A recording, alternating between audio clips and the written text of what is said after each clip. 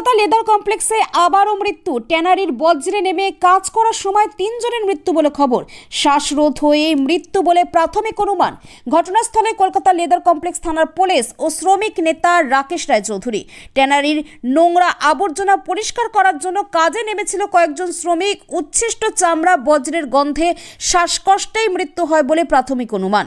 3 জনের মধ্যে 2 জনের বাড়ি মুর্শিদাবাদ এবং 1 জনের বাড়ি উত্তর 24 পরগনাতে। ঘটনাস্থলে কলকাতা মেয়র ফিরহাদ হাকিম ও বিধায়ক শওকত মোল্লা। মৃত 3 পরিবারের হাতে 10 লক্ষ টাকা করে তুলে দেওয়া হয় বলেও জানান ফিরহাদ হাকিম। এবং কিভাবে এই দুর্ঘটনা ঘটলো তা তদন্ত করে দেখছে পুলিশ। অত্যন্ত মর্মান্তিক। আমি শুনে আমি দৌড়ে এলাম। মুখ্যমন্ত্রী নিজেও আমাকে বললেন যে একবার যা দৌড়ে। একটা এমন একটা ঘটনা ঘটেছে যেটা ঘটা উচিত ছিল না। এই ডিসচার্জ ওয়াটার যেটা ফ্যাক্টরিগুলোর থেকে বেরোয় সেটা এসে ম্যানহোলে ঢুকেছিল।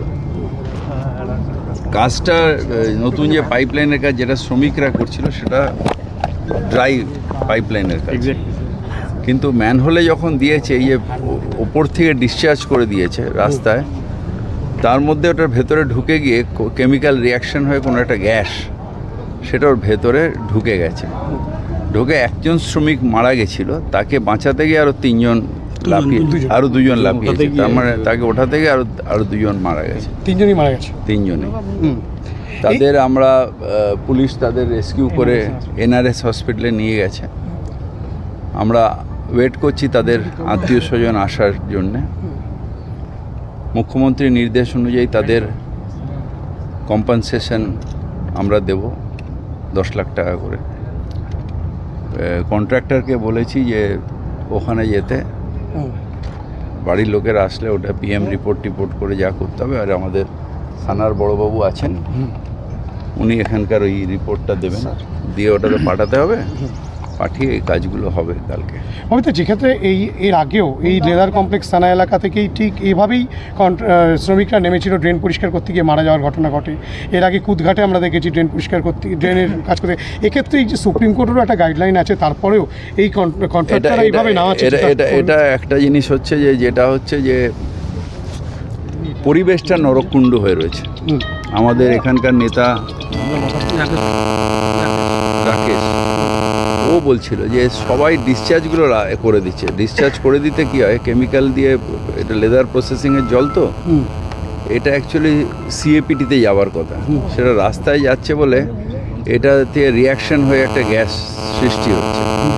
আর দ্বিতীয়ত সেটা আমি নিশ্চিতভাবে ইনকোয়ারি করব, এবং আমাদের থানার বড়বাবু আছেন, উনিও ইনকোয়ারি করবেন যে কজ অফ ডেথটা কি, কেন এটা হঠাৎ করে একটা মানুষের ভেতরে ঢুকলো, কেন মারা গেল, এবং কেন তারপরে তাকে বাঁচাতে গিয়ে আবার 2 জন মারা গেল।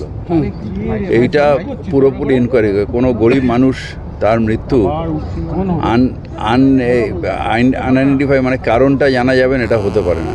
নিরাপত্তা বাড়ানোর ক্ষেত্রে কোনো রকম নিরাপত্তা না, এটা অ্যাকচুয়ালি নিয়ম হচ্ছে যে এখানে আরও বেশি প্রান্তিকরাই, আমাদের চিফ ইঞ্জিনিয়ার ড্রেনেজ এই কাজটা ওনার ডিপার্টমেন্ট করছে।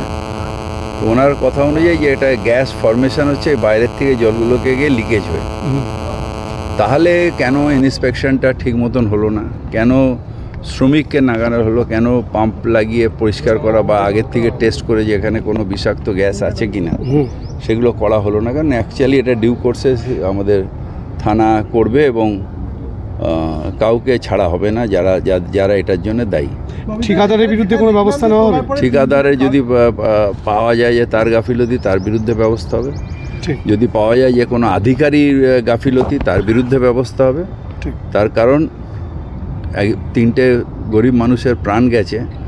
আমরা এটাকে এটা তো আর ইউপির সরকার নয় যে প্রাণ এতগুলো গেল আমি চাপবো আর ওই গঙ্গায় ডুবিয়ে ভাসিয়ে দেবো। আমাদের প্রত্যেকটা প্রাণের দাম আছে, এবং এখানে আমরা ইনকোয়ারি করে, একটা হচ্ছে যে তাকে শাস্তি দেওয়া, দ্বিতীয় হচ্ছে যে তার থেকে শিক্ষা নিয়ে যাতে এইরকম কাজ আর না করে সেটার জন্যে একটা এটা ব্যবস্থা করা এবং একটা অর্ডার জারি করা। 3 জনের যখন দেহ উদ্ধার হলো দেখা গেল কারোর মুখে মাস্ক ছিল না, গামবুট বা যে পোশাক পরা দরকার সেরকম কিছু ছিল না। কারণ কি হয়, যে গাইডলাইন্সগুলো সেগুলো অনেক সময় শ্রমিকরা মানেন না, ও আমার কিছু হবে না, লাফিয়ে নেবে পড়ে, তো তাতেই বিপদটা হয়। কিন্তু কেএমডিএ দেখা যাচ্ছে না, কেএমডিএ এখনও কাজটা নেয়নি, কেএমডিএ পাইপটাকে লেইং করছে, এটার মালিক কেএমডিএ নয়, নতুন লাইনটাকে তৈরি করছে, কেএমডিএ এটা দেখভাল করছে না এখন। এরকম তো অক্সিজেন মাস্ক চালায় ম্যানহোলের ভিতরে নেমে গেছে, যারা ঠিকা শ্রমিক তারা কী করছিল, কি গাফিলতি কাদের? গাফিলতি হচ্ছে এখানে মূলত ঠিকাদারদের বা ঠিকাদারদের যারা অ্যাপয়েন্টমেন্ট করেছে, যারা ঠিকাদার দিয়েছে তারা গাফিলতি। আমরা বারবার একথা দীর্ঘদিন বলে আসছি এখানে, যে এখানে এক্সপার্ট লোক দিয়ে, অর্থাৎ এই যে ম্যানহোলের কাজ বা এই যে গ্যাস ট্রেনিংপ্রাপ্ত লোক দিয়ে যদি না বলা হয় তাহলে কিন্তু বা করানো হয় তাহলে কিন্তু এর পুনরাবৃত্তি বারবার হবে। আমরা বারবার বলে আসছি, তার কোনো সুরাহারের ব্যবস্থা নেই। সবার গাফিলতি, রাজ্য সরকারের এখানে ম্যানেজমেন্ট, সিএলসিটির গাফিলতি আছে, সমস্ত কিছু গাফিলতি রয়েছে। এইটুকু কেএমডিএর তো একটা উন্নত প্রযুক্তি রয়েছে, মাস্ক আর অক্সিজেন মাস্কের এরকম ম্যানহোলে নামিয়ে দিল 3 জন। তাহলে কেএমডি তো দায়িত্ব পেয়েছে অনেক দিন আগে, বেশ কিছুদিন আগে থেকেই দায়িত্ব নিচ্ছে, ওদের টানাপড়েন চলছে, কারা দায়িত্বে থাকবে আমি তার মধ্যে ঢুকছি না। এখন তারা দায়িত্বে থাকার পরে এটা হলো কী করে? আমি 15 সালে 542-এ বলেছিলাম, আজ তার পুনরাবৃত্তি 9 বছর পরে আবার দেখছি, এটা দেখবো কেন আমরা? কিন্তু ট্যানারি অ্যাসোসিয়েশনের বিরুদ্ধেও তো অভিযোগ উঠছে, জল কোনো রকম হচ্ছে হয় না, পরিশোধন করা হয় না। যে ট্রিটমেন্ট প্ল্যান্টটা গোটা ট্যানারির যে 7টা আছে ইপিএস, 7টা ইপিএস আছে এই কমপ্লেক্সে, যার মধ্য দিয়ে এই জলগুলো গিয়ে ট্রিটমেন্ট প্ল্যান্টে যাবে এবং ওখানে গিয়ে পরিশুদ্ধ হয়ে বেরিয়ে যাবে, ট্রিটেড হয়ে বেরোবে। সেখানে ওটাই অকেজ হয়ে পড়ে আছে, তো যাওয়ার রাস্তা নেই, মৃত্যু তো অনিবার্য, কিচ্ছু করার নেই। এটা প্রতি বছরই দেখবে, খবর একটা দুটো হয়, কিন্তু ম্যাক্সিমাম বছরে 2-3টা করে মারা যায়। নাম কি আপনার? আমার নাম ভাস্কর নস্কর, সিআই2 নেতা এবং ম্যানেজমেন্ট দুজনেই দায়ী। কি হয়েছিল কি আপনি তো ছিলেন? ছিলাম, আমাদের ওই মেন হল জাম করতেছিল, সুমন উপরে ছিল, বালির বস্তা ধরে দিচ্ছিল, আর ওই ভাইটা ওই নেমে গেছিল, তারপরে ও দেখি খাপছে, তখন ও তোলার জন্য ও আবার নেমে গেছে, নেমে যাওয়ার পর লাস্টে হাসি ও তোলার জন্য নেমে ও কাঁপছে, তখন আমরা দৌড়েছি, দড়ি আনতে দৌড়েছি। কি আছে নিচে এমন যে এরকম করছে? কিছু তো ছিলই না, কিসের গন্ধ এত গন্ধ? জলের গন্ধ মনে হয়, জলের গন্ধ। তা কোনো রকম অক্সিজেন মাস্ক টাক্স কিছু না ছিল না, তবু কেন নামলো? আমরা তো জানি না স্যার, তো কোনো রকম সাপোর্ট না নিয়ে নামতে দেয়? ওই নেমে পড়েছিল। আর সুমন কে হয়? সুমন গ্রাম পঞ্চায়েত ভাইপো হয়।